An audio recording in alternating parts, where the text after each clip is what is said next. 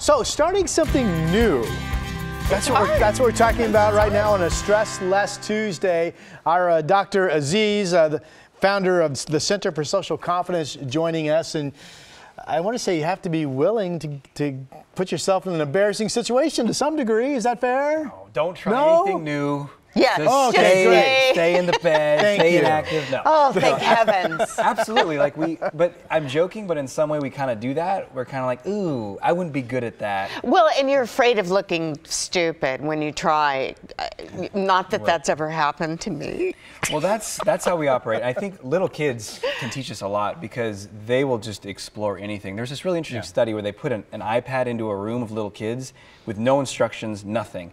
And they're one after another poking around. They figure it all out. They put the same iPad in a room of adults, and the adults, like a few of them kind of scanned a little bit and then left it because they don't want to make mistakes. Well, in fairness, we don't know how to operate those fancy new devices. They always said those were intuitive, but they meant just for the kids, just for the kids. I think. So what is the key then to learning something new? I assume it needs to be something you really want to learn. That's going to help because if you're doing it because you should, or, oh, that person does it and they're fit, I guess I'll do it.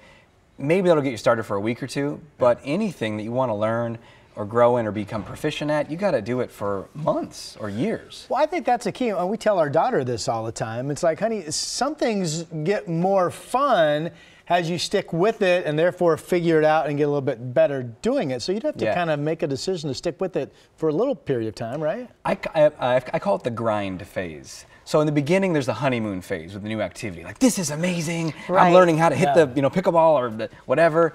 And then after 3 weeks, 6 weeks, something in there becomes like, oh, this is effort. I'm not getting amazingly better every time.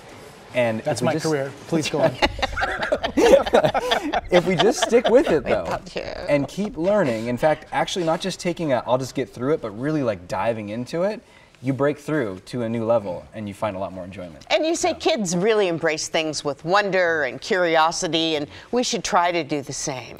Yeah, and they make mistakes all over the place. I think we have this reaction, I made a mistake, now I better stop. And actually, that's how we learn. You want to make mistakes repeatedly until you get it. That is something I think you want to teach your kids too, that failing is part of learning. Yeah. Right? Yeah. Sometimes that's when you learn the most. Yeah, absolutely. And we want to pay attention. I see this with my little kids. Sometimes they make a mistake and the impulse as a parent is like, ugh, another mess.